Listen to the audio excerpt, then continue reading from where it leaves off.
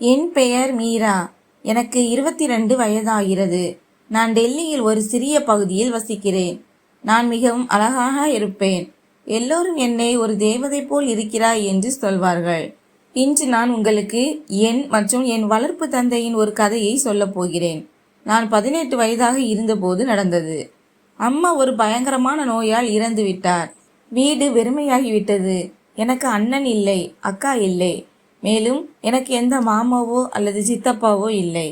அப்பா, அதாவது என் உண்மையான அப்பா, நான் சிறியவளாக இருந்தபோதே அம்மாவை விட்டு சென்று விட்டார். அம்மா 2வது திருமணம் செய்து கொண்டார். ஆனால் அந்த மனிதர் அவர் பெயருக்கு தான் கணவர், அவ்வளவுதான். அவர் குடிகாரர். ஒரு நாள் அவரும் இறந்துவிட்டார். பிறகு அம்மாவும் இறந்துவிட்டார். நான் தனியாகி விட்டேன். ஆனால் அம்மாவுக்கு ஒரு தோழி இருந்தார், ஷீலா ஆண்டி. அவளது அண்ணன் மனைவி இறந்து விட்டதால் அவர் தனியாக இருந்தார். அவர் என்னை பார்த்து கொள்ள முடியும் என்று சொன்னார். அப்படித்தான் என் வாழ்க்கையில் என் வளர்ப்பு தந்தை வந்தார். அவரை நான் இப்போது அப்பா என்று அழைக்கிறேன். அவர் பெயர் ராஜ். அவருக்கு சுமார் 45 வயது இருக்கும். உயரமான, சற்று கம்பீரமாக இருப்பார். முகத்தில் எப்போதும் இருக்கும் அந்த புன்னகை. ஆனால் கண்களில் லேசான சோகம்.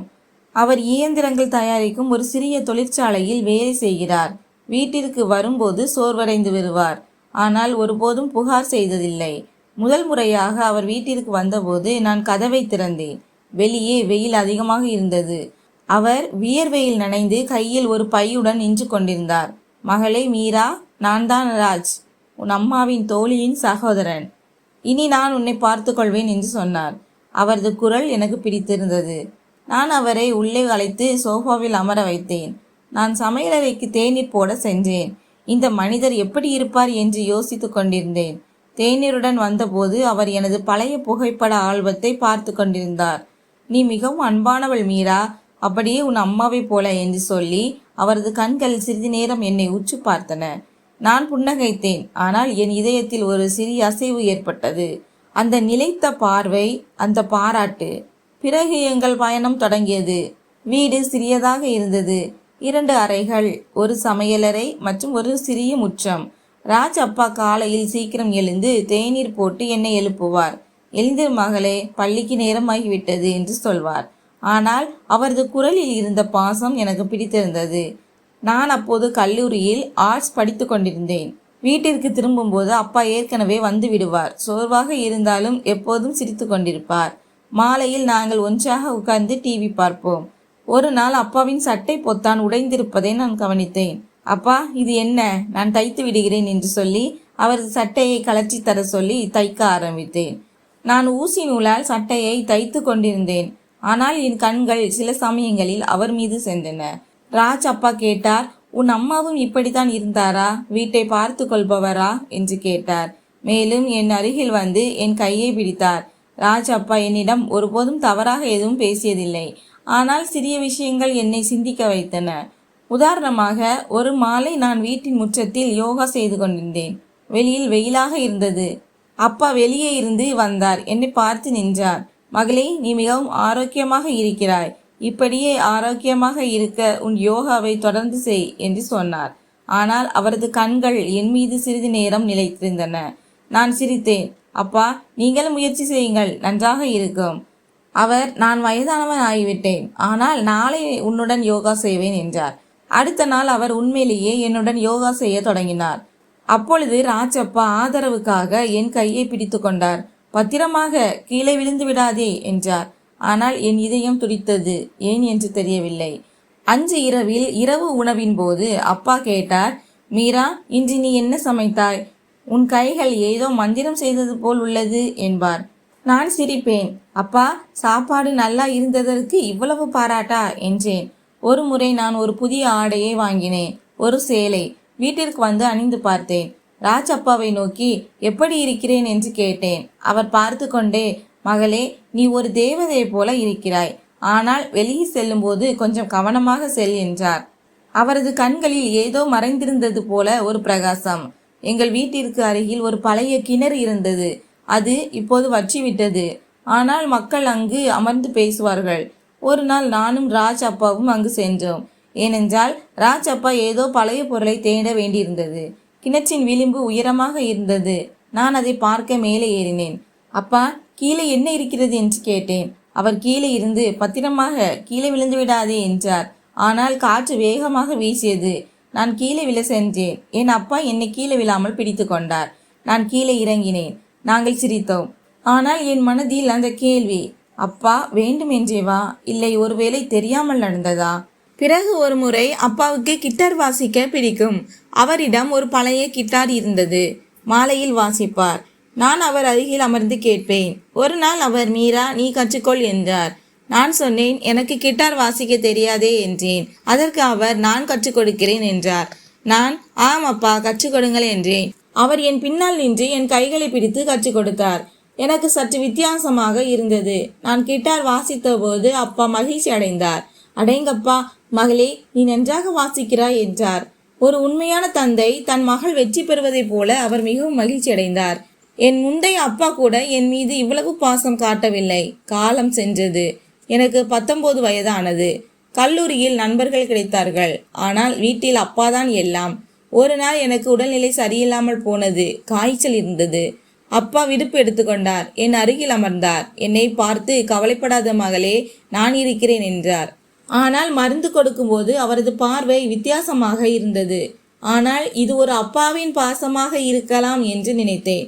இரவில் எனக்கு தூக்கம் வரவில்லை. அப்பா வந்து என் படுக்கையில் அமர்ந்து கதை சொல்ல ஆரம்பித்தார். அவரது குரல் அமைதியை தந்தது. ஆனால் நான் இதற்கு என்ன அர்த்தம் என்று நினைத்தேன். ஆனால் ஒன்றுமில்லை, ஆறுதல் மட்டுமே. பிறகு கதை கேட்டுக்கொண்டே நான் தூங்கிவிட்டேன். இதுதான் ஒரு நல்ல அப்பாவின் பொறுப்பு. எங்கள் வீட்டில் ஒரு பழைய பரண் இருந்தது. அங்கு பழைய புத்தகங்கள் வைக்கப்பட்டிருந்தன. ஒரு நாள் நான் அங்கே ஏதோ தேட சென்றேன். ஆனால் படிக்கட்டுகளில் இருந்து விழப்போனேன். அப்பா கீழே இருந்தார். அவர் என்னை கீழே விழாமல் பிடித்து கொண்டார். கவனமாக இரு மீரா, என்ன செய்கிறாய், நீ விழுந்திருந்தாள் என்று அவர் கோபமாக சொன்னார். நான், மன்னிக்கவும் அப்பா, இனி கவனமாக இருப்பேன் என்றேன். அப்பா, உன்னை தவிர எனக்கு இந்த உலகில் வேறு யாரும் இல்லை. உனக்கு ஏதாவது நடந்தால் நான் எங்கே போவேன் என்றார். அவரது கண்களில் கண்ணீர் இருந்தது. நான் அவரது கண்களை துடைத்து, அப்பா இனி அப்படி நடக்காது என்றேன். பிறகு மெதுவாக அப்பா எனக்கு வணிகம் கற்றுக் கொடுக்க ஆரம்பித்தார். அவர், மகளே, வாழ்க்கையில் பலமாக இரு என்பார். நாங்கள் சில சமயங்களில் ஒன்றாக தொழிற்சாலைக்கு செல்வோம். அங்கே நான் இயந்திரங்களை பார்ப்பேன். அப்பா அதை பற்றி சொல்லிக் கொடுப்பார். ஒரு முறை என் கை ஒரு இயந்திரத்தில் சிக்கி கொண்டது. அப்பா என் கையை எடுத்து மருந்து போட்டுவிட்டு, ரொம்ப வலிக்கிறதா என்று கேட்டார். என் உண்மையான அப்பா கொடுக்க முடியாத அன்பை இந்த அப்பா கொடுக்கிறார் என்று நான் நினைத்தேன். நான் யோசனையில் இருந்தேன். ஆனால் அப்பா என்னை பார்த்து, என்னவாயிற்று, நீ என்ன யோசித்து கொண்டிருக்கிறாய் என்று கேட்டார். நான் நினைவு பெற்று, ஒன்றுமில்லை அப்பா என்றேன். பிறகு எனக்கு 20 வயதானது. ராஜ் அப்பா சில சமயங்களில் என்னை வித்தியாசமான கண்களால் என்னை பார்ப்பார். ஆனால் அவர் எதுவும் சொன்னதில்லை. ஒரு நாள் மாலை நாங்கள் வீட்டின் மொட்டை மாடிக்கு நட்சத்திரங்களை பார்க்க சென்றோம். அப்போது அப்பா சொன்னார், மீரா, நீ என் வாழ்க்கையின் வெளிச்சம் என்றார். நான் அவரது கையை பிடித்தேன். அப்பா, நீங்களும் எனக்கு எல்லாம் என்றேன். இப்போது எனக்கு 21 வயதானது. கல்லூரி முடிந்தது. வேலை தேடிக்கொண்டிருந்தேன். அப்பா உதவினார். மாலையில் நாங்கள் வாழ்க்கையை பற்றி பேசுவோம். அப்பா என்னிடம், மீரா, நீ திருமணம் பற்றி யோசி என்பார். நான், அப்பா என் திருமணம் இப்போதைக்கு இல்லை. நான் உங்களுடன் கொஞ்ச நாள் இருக்க விரும்புகிறேன். நான் உங்களை விட்டு போக விரும்பவில்லை என்றேன். அப்பா என்னை பார்த்து, மகளே, ஒரு நாள் நீ திருமணம் செய்து கொள்ளதான் வேண்டும் என்றார். நான் ஒரு அப்பாவின் அன்பிற்காக ஏங்கினேன். ஒரு நாள் தொழிற்சாலையில் அப்பாவுக்கு காயம் ஏற்பட்டது. அவர் மருத்துவமனையில் இருந்தார். நான் மருத்துவமனைக்கு சென்றேன். அவர் பக்கத்திலேயே இருந்தேன். இரவு அவர் தூங்கிக் கொண்டிருந்தார். நான் அவரது கையை பிடித்து அமர்ந்திருந்தேன். இது என்ன? என் இதயம் துடித்தது. இது என்ன என்று யோசித்தேன். ஆனால் காலையில் எல்லாம் சாதாரணமாக இருந்தது. அடுத்த நாள் அப்பா குணமடைந்தார். மேலும் அப்பா, மீரா, நான் உன்னிடம் சில விஷயம் சொல்ல வேண்டும் என்றார். அவரது குரலில் ஒரு விசித்திரமான நடுக்கம் இருந்தது. நான் அவரது முகத்தை பார்த்தேன். அவர் சோகமாக தெரிந்தார்.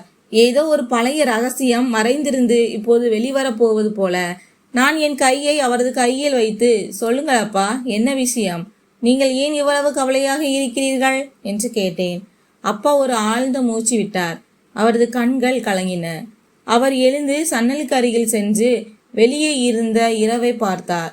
மகளே, இந்த காரியத்தை நான் யாரிடமும் ஒருபோதும் சொன்னதில்லை. ஆனால் இப்போது உண்மை உனக்கு தெரிய வேண்டிய நேரம் வந்துவிட்டது. நான் உன் வளர்ப்பு தந்தை இல்லை மீரா. நான் தான் உன் உண்மையான தந்தை. அவரது வார்த்தைகள் எனக்கு மின்னல் தாக்கியது போல் இருந்தது. நான் சதம்பித்து போனேன்.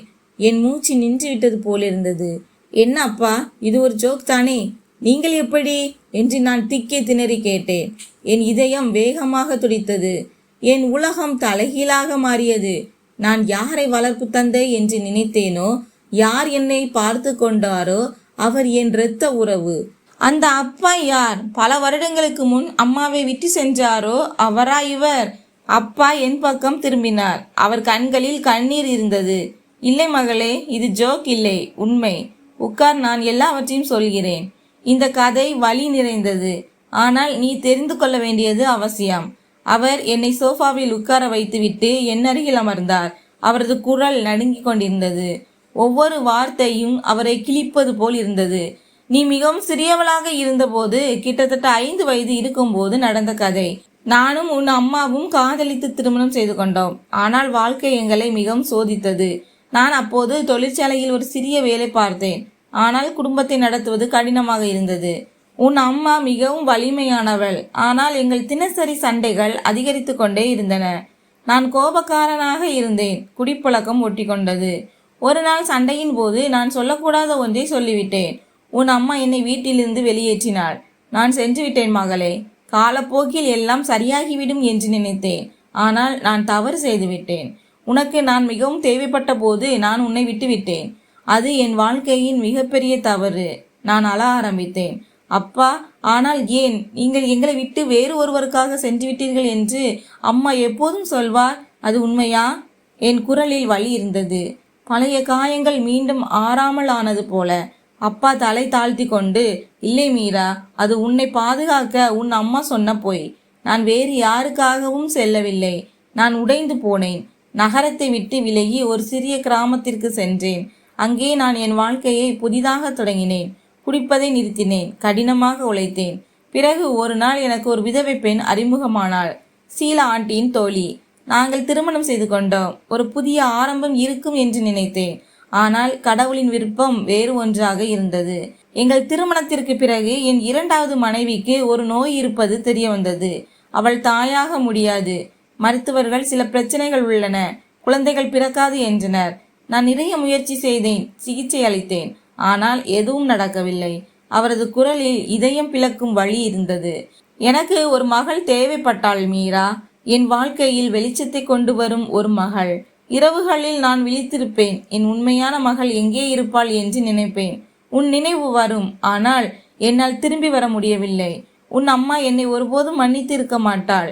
அவள் 2வது திருமணம் செய்து கொண்டாள் என்று கேள்விப்பட்டேன். ஆனால் அந்த திருமணமும் நீடிக்கவில்லை. நான் தூரத்திலிருந்து எல்லாவற்றையும் பார்த்து கொண்டிருந்தேன். ஆனால் ஒருபோதும் தைரியம் வரவில்லை. பிறகு உன் அம்மாவின் மரண செய்தி கிடைத்தபோது அந்த நோய் அவளை எடுத்து சென்றது. நான் உடைந்து போனேன் மகளே. ஷீலா ஆண்டி, நீ தனியாக இருக்கிறாய் என்று என்னிடம் சொன்னார். அப்போது நான் என் மகளிடம் செல்ல வேண்டும் என்று முடிவு செய்தேன். ஆனால் நான் உண்மையை சொல்லவில்லை. ஏன் அப்பா, ஏன் மறைத்தீர்கள் என்று அழுது கொண்டே கேட்டேன். என் கண்ணீர் நிற்கவில்லை. அவரது குரல் நடுங்கி சொன்னார், பயம் மீரா. நான் உன் உண்மையான தந்தை என்று சொன்னால் நீ என்னை வீட்டிற்கு அனுமதிக்க மாட்டாய் என்ற பயம். உனக்கு நான் சிறிய வயதில் தேவைப்பட்ட போது நான் அங்கு இல்லை. நான் உன்னை விட்டுவிட்டேன். நான் ஒரு வளர்ப்பு தந்தையாக வந்தால் நீ என்னை ஒருவேளை ஏற்றுக்கொள்வா என்று நம்பினேன். மெதுவாக உன் அன்பை பெறுவேன். ஆனால் ஒவ்வொரு நாளும் உங்களுடன் இருந்தபோது நான் என்னையே சபித்து கொண்டேன். நீ என் மகள். நான் உன்னை இத்தனை ஆண்டுகள் தனியாக விட்டுவிட்டேன். முடிந்தால் என்னை மன்னித்து விடு மகளே. நான் பலவீனமாக இருந்ததால் தான் உன் அம்மாவை விட்டு சென்றேன். ஆனால் இப்போது நான் பலமாக இருக்கிறேன். நீதான் என் வாழ்க்கை. நான் அழுது கொண்டே இருந்தேன். இப்போது உண்மை எல்லாமும் வெளியே வந்தது. அப்பா, நான் உங்களை மன்னிக்கிறேன். நீங்கள் தான் எனக்கு எல்லாம் என்றேன். இத்தனை வருடங்கள் எங்கள் மனதில் இருந்த வழியால் நாங்கள் இருவரும் மணிக்கணக்கில் அழுதோம். அந்த இரவு எங்கள் வாழ்க்கையை மாற்றியது. இப்போது ராஜ் வளர்ப்பு அப்பா இல்லை, என் உண்மையான அப்பா அவர்தான். இப்போது எங்களுக்குள் ஒரு தந்தைக்கும் மகளுக்கும் இடையேயான உண்மையான அன்பு மட்டுமே இருந்தது. நண்பர்களே, இந்த கதை பிடித்திருந்தால் சேனலை சப்ஸ்கிரைப் செய்யுங்கள், வீடியோவை லைக் செய்யுங்கள். நன்றி.